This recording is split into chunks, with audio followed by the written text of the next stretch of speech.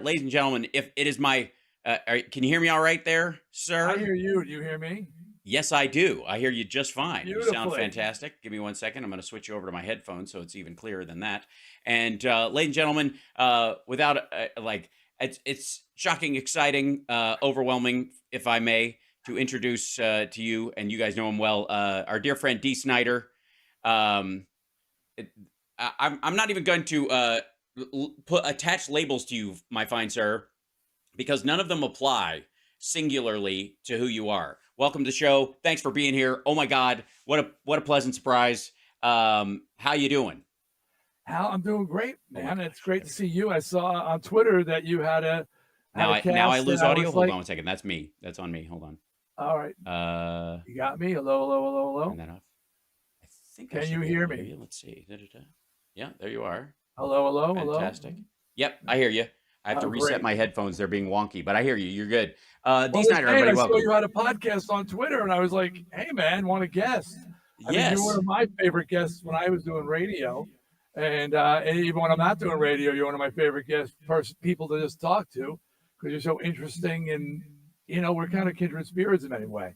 Yes. Well, I have to say, we've been through this a few times over the years. You and I got the pleasure of singing with you at one point on Celebrity Duets. That was a big honor when they allowed me to pick people I wanted to sing with. I was like, is this possible? Can I? Do you remember what Marie Osmond said to you when she critiqued you on that show? What Marie Osmond said? Oh, yeah. Well, I remember a lot of it. You had more notes in your voice than I did, which she said, when Dee screams, when you scream, it's screaming. When Dee screams, it's a note. That's right. I know. I remember that. And by the way, it had a very positive effect on on how I sang going forward, because I treated all those. I've done a couple of reality things like that, like Celebricadabra. I did that as well. And my rule on doing any of these things was I had to feel like I would learn something from it. I had to gain from it more. And obviously, I got to sing with you. I got to sing with Smokey Robinson. I got to sing, and Gladys Knight. I got to, you don't pass up that in your life. My mother would have beat me to death if I'd have passed up on singing with Smokey Robinson one moment in my life, on that alone. And so I learned that was like going to singing academy for me for a short period of time. Well, it worked great, bro, because you probably remember this, and I don't know how many records you've done, but I was listening to one of your solo albums, and you remember I was literally in the gym working out, listening. I dropped the bar, and I picked up the phone. I just said, I don't know if I left you a message or whatever. Yeah. I was just blown away Thanks. by that record and your singing voice and everything. So, Thanks. I mean, that's a beautiful thing. If it took it to heart, your voice sounded did. great. Yeah. And again, I wouldn't waste anybody's time with that. You don't give away those opportunities in your life. If you have an opportunity to, somebody shares their time with you, somebody, especially somebody that, I've told you before, and I've fanboyed about this, and this is mainly for the audience that may or may not know or whatever. But when I did my first acting job ever, and I got into SAG when I was 16 years old, because I did a after-school special with Shelley Duvall and Elliot Gould and Scott Grimes, and Elizabeth Berkley played my girlfriend, and we had to cut out the kissing scene because she thought I was, quote, a very aggressive boy. And then she would marry her, whatever, 70-year-old manager later and do Showgirls, but I'm the very aggressive boy. I get it. Okay. Anyways, point being, I shot that thing. We didn't have any money. So I stayed at a friend of my dad's girlfriend's out here, and her daughter, I didn't have a driver's license yet, had to drive me everywhere, drive me to set and drop me off. And it was miserable. It was like weird. Like, the shooting was awesome. All the shooting was great. But at night, staying at the house with them, they were always arguing. The mom drank, blah, blah, blah. It was awful. And I would go into my room, and the only cassette I had with me was Stay Hungry. And it got me through. It got me through. And the idea that we can buy songs for 99 cents or $1.28 or something like that is an absurdity to me, because the songs that matter to us are, they're invaluable. You cannot put a price on them, which brings me to the song, The Price, which was probably the singular song that tipped me through that. And I was like, I'm going to be okay. This is supposed to be tough. This is supposed to be tough. I'm getting chills. I always said this often. I was screaming in the night, and I didn't know who was hearing it. And by that I mean, yes, we sold millions of records, and yes, there was arenas and concerts and thousands of people. But were they hearing the message? Yes. You know what I mean? Like Burn in Hell. People are like, Burn in Hell, Demon. Right. And Cradle of Filth. I think it's Cradle. No, it's Demu Bugir. They covered Burn in Hell, and they're so satanic and dark. That song is a hellfire and brimstone sermon against evil, a warning against evil. But people just hear the title. They don't really hear the message. Right. We're not going to take it. All these songs, I wasn't singing about sex, drugs, and rock and roll. I was sending messages to you guys. And when I talk to people like you, and I've talked to many who heard the words and they mattered, I said, all right, I did my job. Yes, you did. And I have to say, that's why I never, as we joke about here, I never yuck anybody's yum. And I don't have to like somebody's taste in music to love that they love it, because I can't, and neither can you, define what song got somebody past that line in their life. Whatever it was, everybody's been there, and nobody gets to skip it. I'm sure that there were times, when you were starting out, and then even throughout life, where they're just like, I don't know if this foot goes in front of the other one tomorrow, Right. and you deal with that, right? And whatever gets you able to do that, hats off. And I have to say, that's what it did for me. That's I know what you're that talking song. about. And sometimes it's not even a verse or a whole song. It's a line. Alice Cooper, 18. The line, I'm a boy and I'm a man. And it was like, yes, yeah. Why am I I'm a kid, but I'm being expected to act like an adult, and I'm on this cusp here, and it's, and I'm 18 and I like it. It's a follow-up, and I did, but at the same time, it was like someone was verbalizing the confusion I was feeling. Yeah. And that just meant the world to me, just those few words. Are there, what are a couple other songs that have done that kind of for you, or musically that said, this is possible, or something? Like when you heard them and you're like, they were inspirations in that regard? Well, I was a huge Led Zeppelin fan, and actually, when I auditioned for Twisted Sister, my audition was singing Led Zeppelin songs, because in the bar scene, that was money. In the '70s bar scene, Zepp was the hottest thing in the world. So if you could sing Zeppelin, your band would be working. And I could sing back then. I could sing Zepp until I burned my voice out. But there was a band that musically inspired me. But I did not connect with lyrically. Plant was is a lady who's sure all the glitters is gold. And it was just too hippy dippy, spacey. Does anybody remember Laughter? I just could not, I couldn't connect with him lyrically, but vocally I did. But then you go to a band like Black Sabbath. There's another band that was a sheep in wolf's clothing. Yeah. They were portrayed as being the satanic band. It's Geezer Butler who was writing the lyrics. And they were religious, spiritual. War Pigs itself is like, you talk about an anti-war rally cry. That song carried more. Think about all the songs like we think, that people regard as anti-war anthems. War Pigs is the one with legs. It's the one that stuck around. More covers of that song probably than any other. Look at what Ozzy's main go-to move on stage is. We love you. We love you. The peace I love symbol. you all. He's throwing peace symbols. I love you all. Peace. But they were hippies.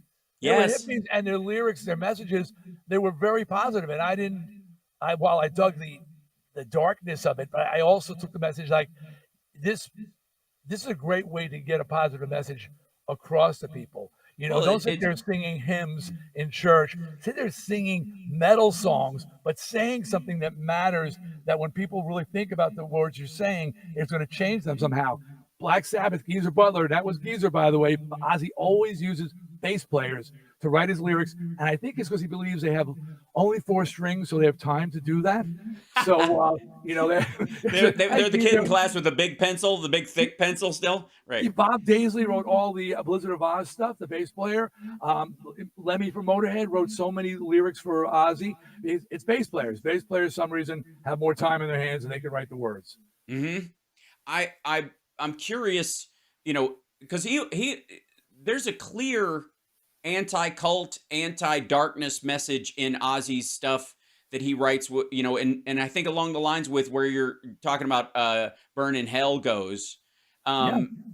that is like, you know, and even I don't know, like Ozzy, that you could tell he wrote that song out of the wrong people are following me for the wrong reason right now, and they all seem to be caught up in some ridiculous idea that I'm, you know, I'm the Prince of Darkness, whatever, and ultimately that's not who he is at all. He's a sweetheart. He really is, you know, and you know, I had a song called King of the Fools.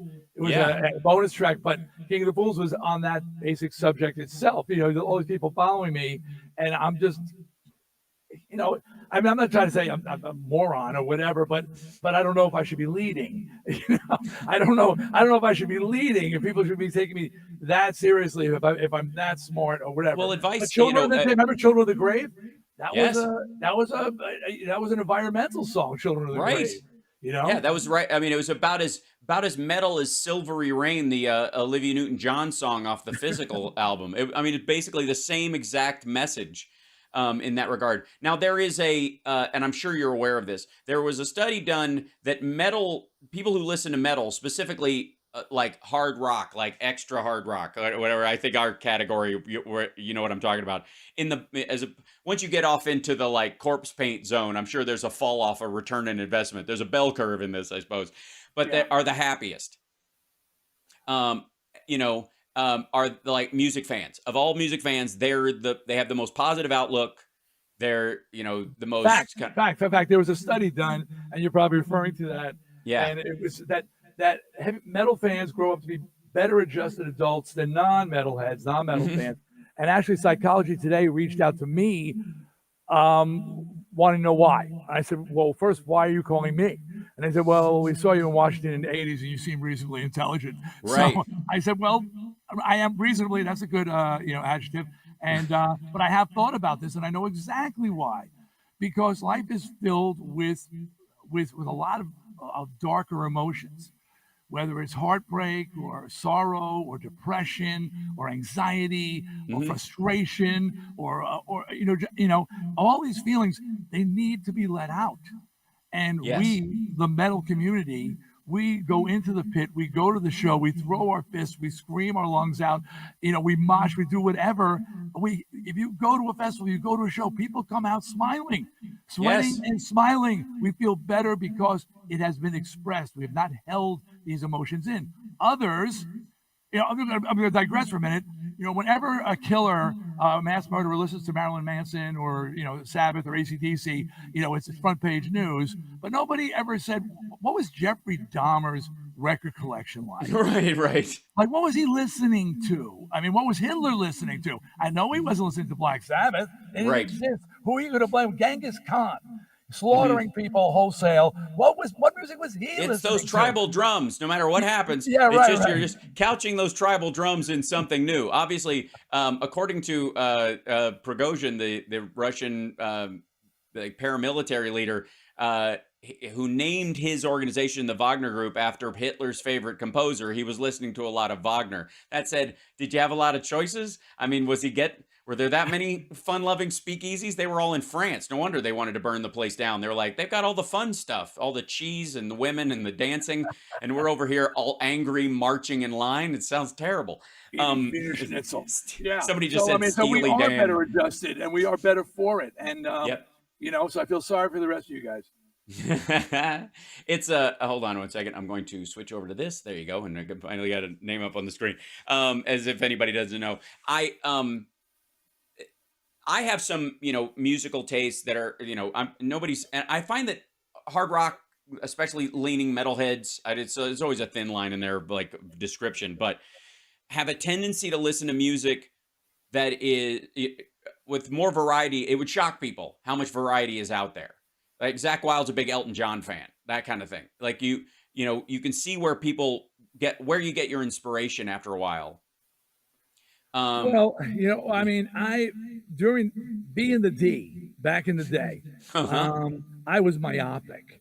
I felt I needed to be myopic. I felt I could never.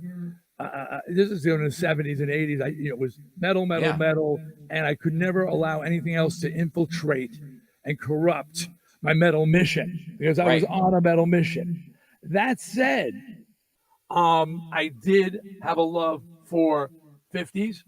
I actually had to choose Right. between joining a 50s band called the Dukes or Twisted Sister. I got both. They got accepted to both bands, and one was doing like an old. People remember Sha Na Na. They would do Yeah. covers of 50 songs and grease their hair, and they go out there. It was a lot of fun, but I said that's not going to go anywhere, and I didn't join that band. I also like Stax. I also like Motown. I also like early Atlantic Records, the R&B stuff from there. So I mean that was my guilty pleasure on the side, Sure. and I would still be listening to that because I felt that could not affect me negatively.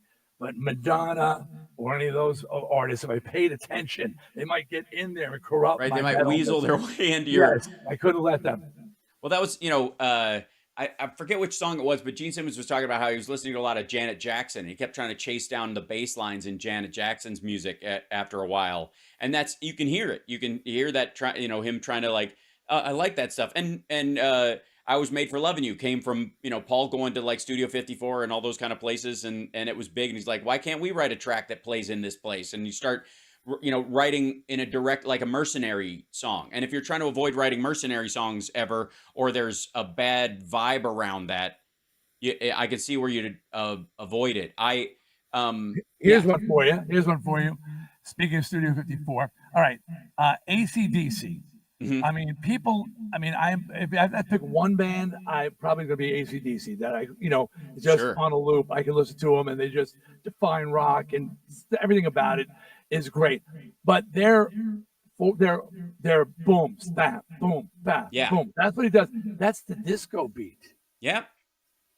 That's the disco beat. Every one of their songs is just bass hit, bass snare, bass snare, which was a disco thing.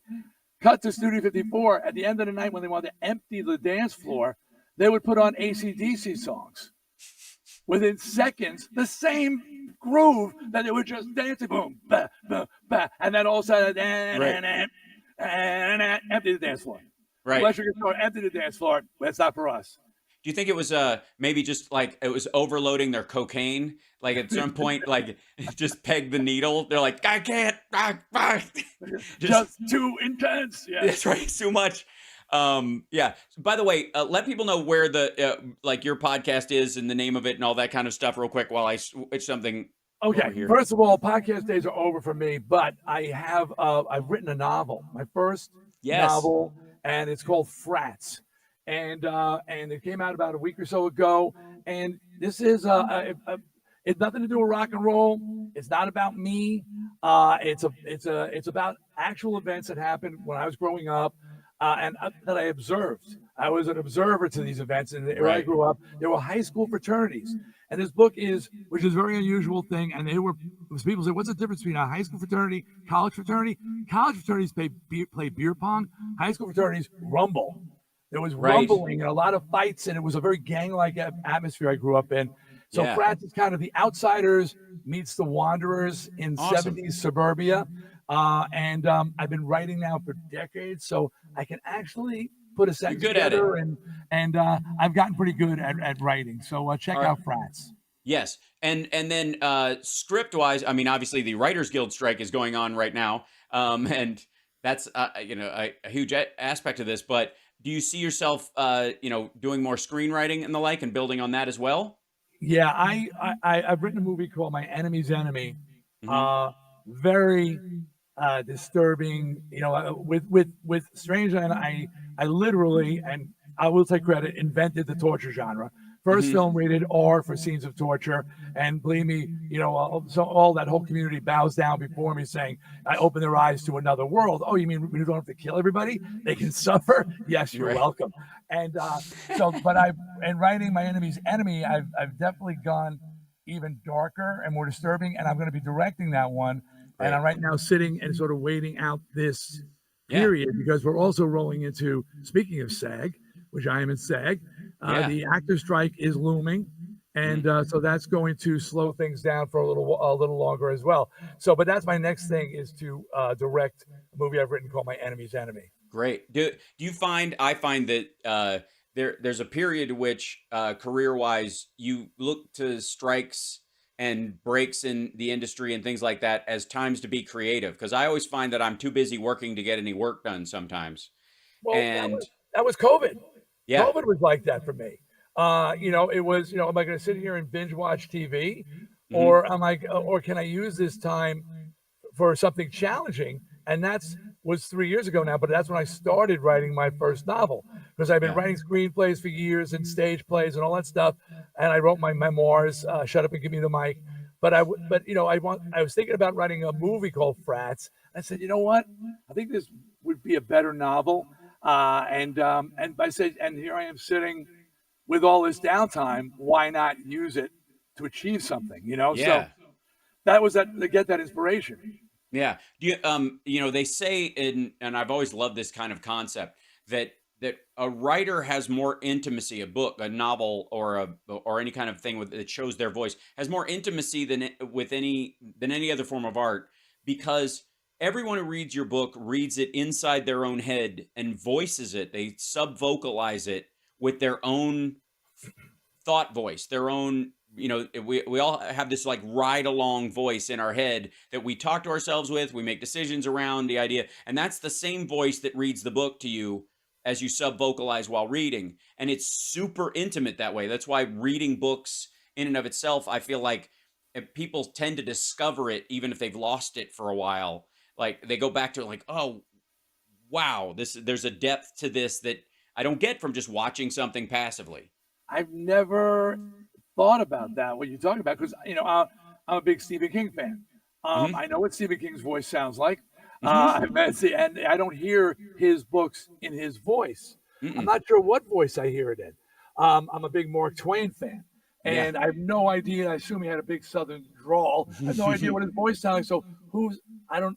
I It's know your that. own. I know it's. Is it our own voice? Yeah. It's your Yeah, own but yeah, you have it's the same language when if you translate a language that you speak. And some people, when you're fluent in a language, you don't bother to sub vocalize. You don't see the English and turn it into Chinese or French or whatever. There's not that step. You just go straight. You think and do it in French, or you think and do it in Chinese. But most people, when they're learning it, there's this mini translator in your head that sees everything. That's why you're slow when you talk, even if you know it fairly well. There, you sub vocalize. You say it out loud in no. your head on a certain level and then repeat it out in the other word before it comes out of your face. And that's the same voice most of us read books in, and it's ours. It's unique to us. And that's why reading I can't recommend. My mom, brought me up to read, and we didn't have a TV till I didn't have a TV till I was 15 when I moved to Chicago. My dad banned television too. No, I just Yes. didn't have one. I didn't. It Well, didn't work. he said we're not what no more TV. We're gonna get back to this when I was like 7, 8. We're gonna get back Mhm. to reading books. We're gonna make puzzles. We're gonna play board games. We're gonna talk. We're gonna Mhm. and so Mhm. while the rest of the world was watching the Beatles change the world, I was building a fucking puzzle, but I still had a huge And now you're effect on doing me. torture porn. No, Yes, because but I'm actually pretty sure that the reason he banned television was because our television broke, and he didn't have the money to buy a new to buy one, another so he one, yeah. decided to cover it with, "We're gonna get back to reading and building Yes. puzzles." Hey, it's up to sometimes, a certain level of bullshit serves you. You know what I mean? It's functional bullshit. My dad was all into that. We had a television, but it got no signal because we lived behind a hill in Peeks Mill, Kentucky, and so there just was no way, like any broadcast. The only thing I could hear the public television channel. That was it. I could hear it, like it would be hash, but I could listen to it like radio. So I lived like a 1940s upbringing in this. I had Yeah. no idea. I didn't know you're so erudite and Oh, urbane. I had no yes. idea you were a Kentucky boy. Oh yeah, yeah. Peeks Mill, Kentucky. One road, 46 people. When I left, 45. It's yeah. It was Wow. yeah. Just and a heavy. When I moved to Chicago, heavy Southern accent. I sounded like mini Elvis. Had a peach fuzz mustache. And like I don't know where I'm supposed to be. How am I supposed to come down here? I got no idea. And and I got rid of it as fast as I could.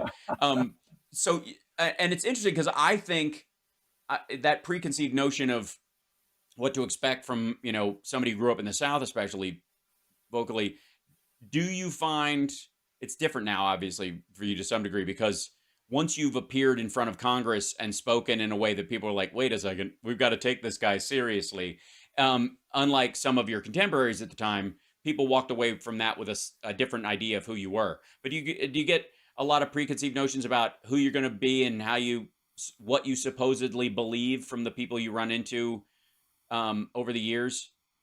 Well, I mean, that was that appearance, testifying in those Senate hearings, that was a game changer for me. And anything I've done off books, not the word I'm looking for, but that Understood, that's yes. not out of rock and roll, has stemmed from. There's always been brought up. When I saw you testify, I knew you were more. Yes. I knew you were more than just that screaming guy with the bone. On the cover. So people, but still, not everybody watched that. Not everybody saw that, and it just blows my mind when I get like dismissed by morons. Yes. They go, hey, stay in your lane, rocker. Haven't I proven that I'm capable of a wider lane than just singing "We're Not Going to Take It"? But no, some people still have no idea. No. So that was that was. It's enlightening, isn't it? When you're like, oh yeah, they just haven't they saw that thing and that's all they know. And they've really seen it. It's not like somebody who met you. Oh, you lived on our street for a while, and we got an idea of who you were, and I haven't seen you in years. You're probably still the same person. They got this injected into them by MTV and the radio and ongoing, and so they're really I know who Dee Snider is, and I know what he does, and I know how he thinks, and I know this is what he does. That's his thing. And then when they meet you, I've done so many things. Like I do a lot of convention appearances. Yeah. And I always have a very long line, which is flattering, but it's they're there for different reasons. And right. When my people tell me that you hear them online going, "Oh, I love his radio show," and here's a radio show. Like I've been on for 27 years doing House of Hair, 250 markets. I'm all over the world. But if I'm not in your market, you don't know that I do radio. So it's like an eye opener. Or he made a movie. I didn't know that he and he did a musical in Chicago. So many people don't know everything that I've done. And the one thing that was ubiquitous, of course, was "We're Not Going to Take It, Twisted Sister." That left the mark, and thank God for it. But at the same time, I still deal with that sort of I know you. You're that guy with the bone. Well, for my audience too, a lot of times I think a lot of them may know or may be shocked to find out that you have a voiceover career, but specifically you were the voice of a network for a while doing their little bumpers. MSNBC. That was when I got the gig. It was by tape. They had my agents had to break it to them. All right, it was had to be completely opaque here, and that's Dee Snider, Twisted Sister, who's doing your bumpers into the new tonight at 7. Ashley Banfield and A Line of Fire tonight at 8 on MSNBC. Yeah, I don't think I'm waiting for my chat room to catch up because I know some of them know it, but because there's always that delay, and I just love that some of them were like, "He what?" Oh, what about the song that I wrote, the Christmas song I wrote for my wife, that Celine Dion wound up recording. Right. All right, Suzette asked me to write her a Christmas song. I told her she was insane. It was like late 80s. But I wrote a song for her, just not a rock song, Christmas song. Couldn't even sing it. Hired musicians, session musicians. "Merry Christmas, honey." Gave it to her. Several years later, I got a call from the engineer who worked the session. He's now a producer. He goes, "Celine Dion wants to record your wife's Christmas song." And I'm like at the low point career-wise. I'm like in a valley. And I'm like, "Did you tell her who wrote it?" And he said, "Not yet." I said, "Well, don't tell her Satan wrote a Christmas song. Just put it on the record." And that record is the biggest selling holiday album in history. 14 million copies. And people come to my house and they see this wall of platinum records, and then they get down to the end and there's Celine Dion, and they go, "Whoa, what's happened? That? What happened there? What do you mean Celine Dion?" One of these things is not like the other. And of course, that wall of platinum records, of course, is one of Nicolas Cage's old castles that he's bought with just the residuals from the Celine Dion album. I'm kidding. And we call this the house that Saint Celine built. That was the running joke. You press the doorbell and it plays the "God bless us, everyone." That was the hook line. Anyway, God bless us, everyone. That's all right. So The book's coming out, Frats, and then of course the next movie is going to outpace Strangeland. It's good. You're like, I guess I your goal. realized I needed to lower the bar. I didn't have to. I had to lower the bar. So I actually dug a hole in the ground and dropped the bar in just to get it low enough. Because Right. since Strangeland, now it's like that seems like pablum. Everybody's like, oh yeah, that was kind of lightweight. So my enemy's enemy is a whole different. It's going to be a different experiment because it's based on an actual crime happened in '82 on Long Island. A diner invasion where 5 guys came in, locked the doors, pulled the phone off the wall, and did what they wanted to do to 100 people for an hour. When I say what they want to do, you couldn't imagine what they did. They got 365 years each consecutively because they didn't. One thing they didn't do was actually kill somebody. Right. Shot, stabbed, raped, brutalized, robbed, everything you can imagine and beyond. But they got off, and I had this. I sort of reimagined, like, well, what if one of the people in that diner Had stood up. wasn't so passive? Yeah. And but it takes a very interesting turn, and it starts out as a crime action drama based on an actual event, and turns into this intense horror film as the movie progresses. So it's people are going to enjoy it. Do you have? I'll say it's called My Enemy's Enemy. I said it will do for going to diners what Jaws did for swimming in the ocean. Okay, don't go in the diner. So, do you have some favorite horror films that you like? I know I have some of my go-to when people are like, what? I'll tell you mine if you tell me yours. What are your like your go-tos? I tend to be, I'm an old guy, so it's sort of always the originals, the templates that the Exorcist, Queen Mother of all, and I hate when you're like young kids watching and go, oh, those special effects are lame. I mean, you gotta just recognize the time it came from, Yeah. and the intensity level. Man, people were passing out in the movie theaters. Yeah. It was so freaking intense at the time. And of course, Night of the Living Dead. And Yeah. I mean, The I go original to black and all white those one. stuff. Yeah. Yeah, but I think one of my favorite new movies, and just because it was so clever, was Cabin in the Woods. Yeah. I love that movie. I mean, Mhm. it just playing with it. And, it's a bit of it's comedic in many ways, but it's still very intense. But it just plays with the whole format of the horror movies and the Evil Deads. Those were life changing and game changing. Yes. I haven't Yeah. seen the new one yet. My wife has lost her stomach for horror films, Right. so I've got to sort of like watch them when we're not together, and we're very close, so we're together all the time. So Yeah. she just can't do it anymore. And so, have you seen the new Evil Dead? I have. I like. I love Sam Raimi's work, and I was, I doing Spider-Man 2. I was like that. I fought with my agents to go on the audition because they're like, it's a little thing, and we don't think so, and blah, blah. I'm like, you don't understand. A, it's a Spider-Man movie, and B, it's Sam Raimi. Get me in there. I don't care. And I just love the desire to make the filmmaking impact you viscerally, to pull you in, Yes. and because that's what directing is. Directing is, you can look at anything here, but I'm telling you what to look at right now because this is important. That's all. I'm just drawing your focus to what is important to the next thing to move along the story in the way that I believe it should move forward. And sometimes you got to grab somebody by the shirt collar and do like this. And Sam Raimi has a tendency to do that, even if it requires putting a camera on a broomstick and putting it on a tripod and shoving it in somebody's face. James Wan, is that the right name I'm picking here? Yeah. The director. His horror work is amazing. He's one of those people who said we're not worthy, because he got a lot of inspiration out of Strangeland to go with Saw. That it wasn't just about killing people; it was Right. the suffering element was a nice twist. But he's one of the few people that still gets me with like that chill up the back of your neck. Still gets me, and that's so tough. The more I'm sort of immune after so many years of horror. Boy, he can still get me.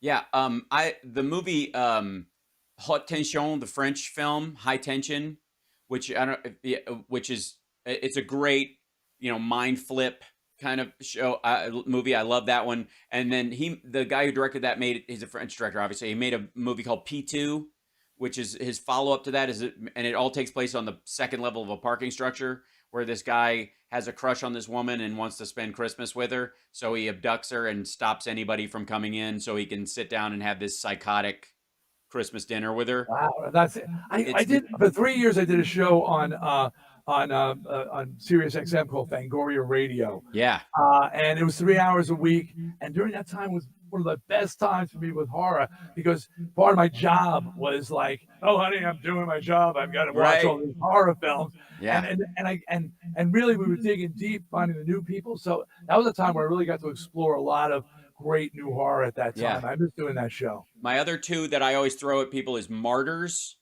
the movie Martyrs, which is it's a genre jumper, just like Cabin in the Woods, in that every time you think you have it you've figured it out, like, oh, I see, she's dead and she's really a ghost, and the person she's talking to is seeing a ghost or a memory, and then you go, oh no, that girl's actually dead, and the ghost is the living one, and she's going psychotic because of something terrible that's happening to her, so she's remember, and then it all flips on its head, and it ultimately does one of those plays in these kind of movies, which is makes the villain sympathetic. Is what they're doing worth it all? And it's so horrifying, it tests that level, that like, and the final answer is left up to you in some way. So it's an interpretive movie in that regard, Martyrs. And then like Lars von Trier is just horrifying even if he tries not to be. So like Antichrist is obviously, like, the first 6 minutes of the movie Antichrist are in and of themselves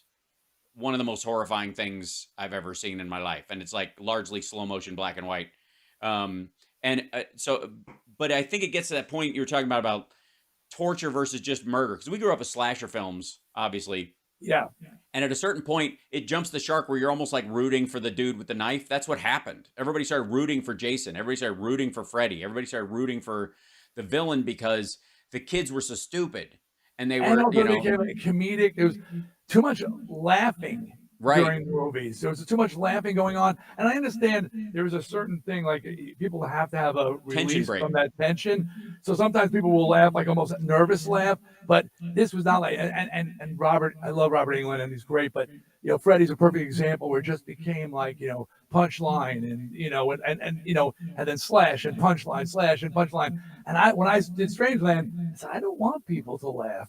I want people to feel really uncomfortable. And, it was a lofty goal, but I did a pretty good job of it. But, yes. But whatever. But yeah, I like the new places people are going with scary movies because that's the purpose. Yes. Be scared. It also should be like, feeling for the victims in those situations. Like every time you feel yourself getting numb to it, you re-engage with what's happening. And I think the torture horror genre is very different in that regard than, say, just where a slasher film where somebody gets killed and then they move on. I have a chip on my shoulder about collateral damage in action movies. And I've always wanted to do a movie that picks up in the middle of an action film with somebody like, cops chasing a guy, like, or CIA people chasing a terrorist, whatever, and there's a big shootout in a market, and people are just getting, shot, and they fall down, and nobody ever sees them again. The rest of the movie, James Bond and everybody else moves on. And the movie starts with the guy who's over the body of his dead father. And he's like, okay, all these motherfuckers got to go. And they touched on that a little bit, which I thought was great in Civil War. And Captain American Civil War, the idea that when you drop that city on there was actually people who died. Yes. And I'm trying to think of another movie that did it. Oh no, Batman versus Superman. Batman's whole motivation was these innocent people, while Superman and Zod were duking smashing buildings, rocks are falling on them. Yeah. And people's lives were being destroyed. And so that just touched on that a little bit, but there's a couple of times where people have looked at that. Yeah, what's going with the aftermath? They're talking about the aftermath. Like in the case of Civil War, I found it kind of wanting because there was a giant levitating city, and if they hadn't stopped the thing and broke through and fixed it, even though it fell, if it had gotten any further, it would have destroyed the entire planet. Whereas the scene that kicked it off for me, that made me think this and kind of have that idea, was a scene in Ronin, which a movie I like, with Robert De Niro, and it's a nice spy action thriller, like, in the And zone of my being new mirrored. grandson's name, oddly, Ronin. I just Yeah. had my son Shane Oh, wow. his wife had a baby, Ronin. It's kind Congratulations. of a tough name though. It's my fifth grandkid actually. Kind of a tough name. Oh, Ronin.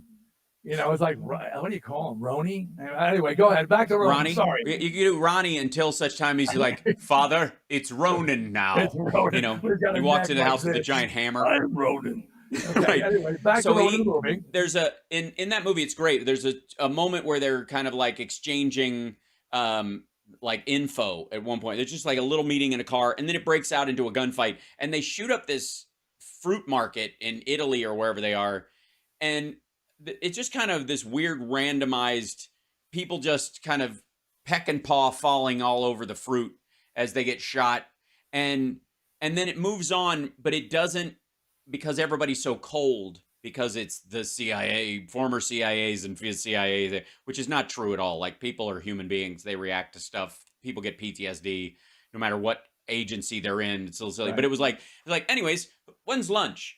And I was like, we're not going to even just address the fact that you guys didn't think to, like, first of all, nobody in that situation ever opens fire with a machine gun anyways. Like, they're spies. They kill with one bullet or none at all. So Yeah. it's the idea that they're like brah, brah, brah, like they're paint sprayers is dumb in and of itself.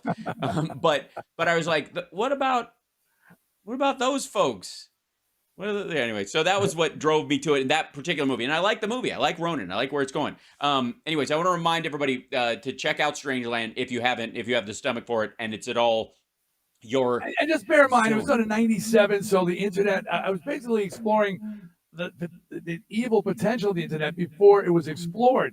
And I remember when I was I had written Strangeland, and I basically said, man, this was just the early days. This is going 95, 96. I'm working. I go, man, you could really do some stuff with this. And I went online into a chat room. I set up a whole, this was an experiment before I wrote Strangeland. I set up a whole profile for myself. I was this local kid, blah, blah, blah, blah, blah, blah. I engaged this young girl, get her into a side chat, and side chat and say, hey, you want to come to a party, which is Captain Howdy's catchline. And she goes, yeah, where, when?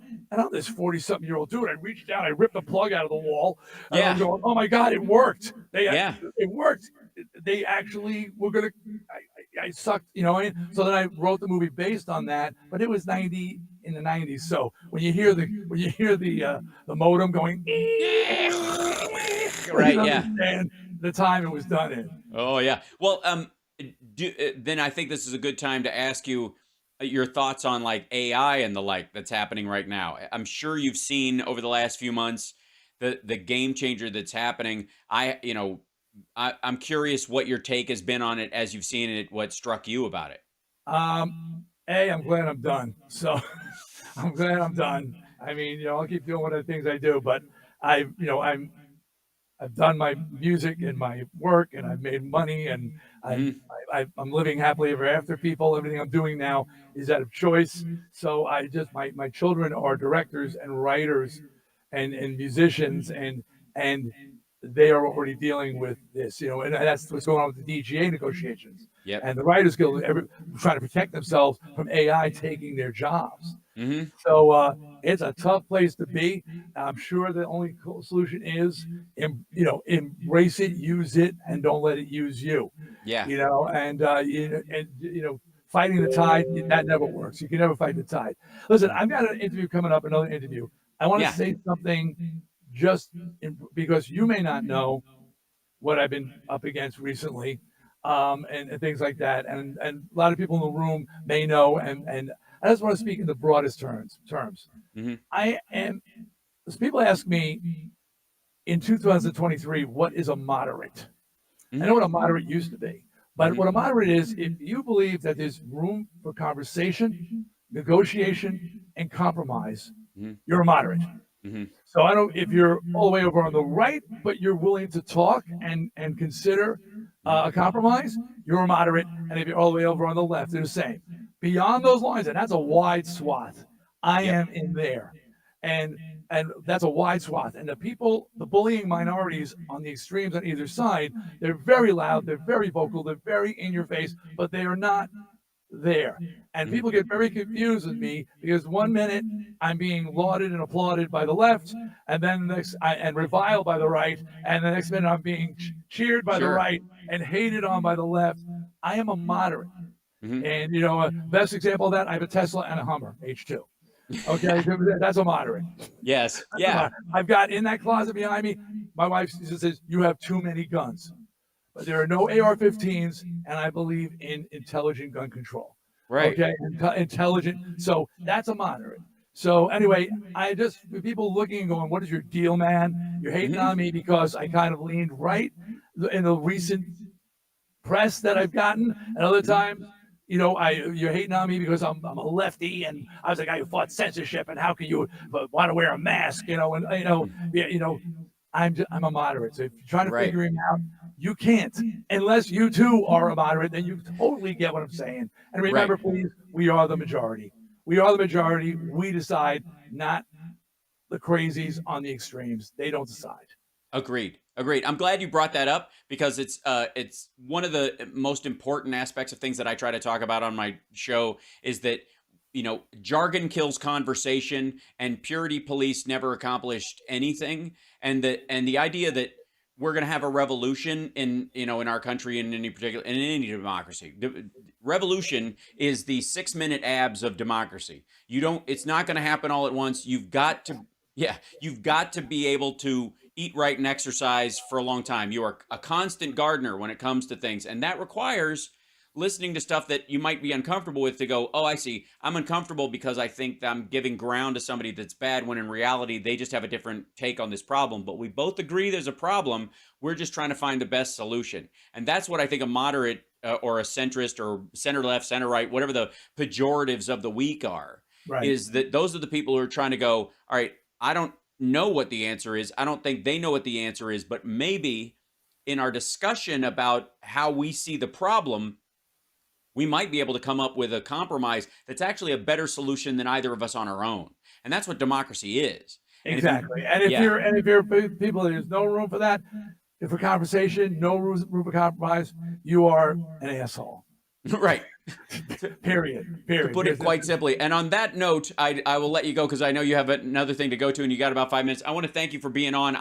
We hadn't confirmed, and I was like, I hope I can get you on even this week. So I'm so proud to have you on. And I got to say, I consider you a friend, and you should. I consider you to be one too. Yeah, I'm just honored to have your name in my texts, like as a human being, as a guy, as a human being, as a male, as a man, as a metalhead, as an artist, as a director myself, and a writer. Like you fit all those things. Like that's a good dude to know and be around, because you walk the talk, and I appreciate it. I really do. I'm trying to avoid fanboying too much right now on that level, but I want you to know the chat room loves you, and I think that message that you just said is crucial going forward. It is the single most important political message that exists, which is the greatest number of people being helped by the greatest number of people is way more valuable than one side getting everything they want, or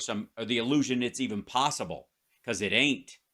And so I love that you're there, and I'll do my best to lay ground cover for you, because I can attest to your quality as a human being. Thanks, when it comes. And all the things, without giving details, are you in California? Yes, I am. Well, I'm in Vegas right now. I will be in LA tomorrow for the Ultimate Jam Night. My son told me. My son. All right, I'm gonna reach out to you and find out where you are. We need to get together and just talk. Love it. Not on the air. I'm for it. It's the same conversation.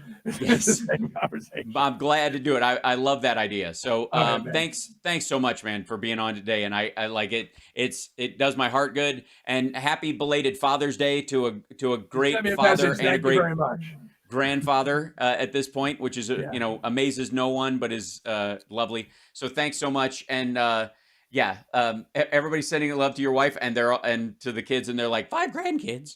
The chat I'm watching.